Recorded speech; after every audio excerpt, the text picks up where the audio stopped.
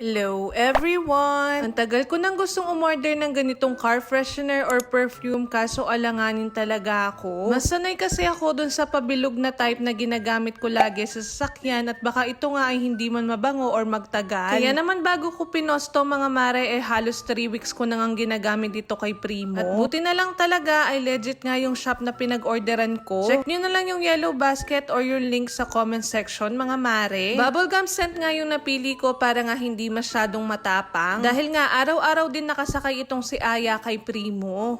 Hello guys! Good morning! Ayan. So eto, bumili tayo ng air freshener. Ayan. Kasi ganito yung gamit namin nung una.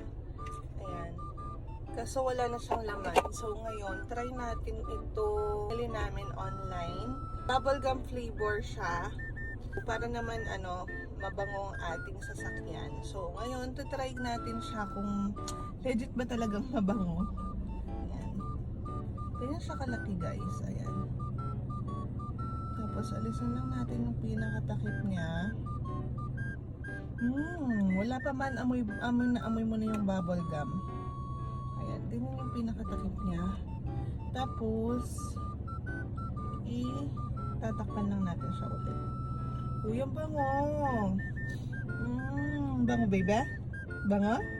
Na? Ang bango? Bango?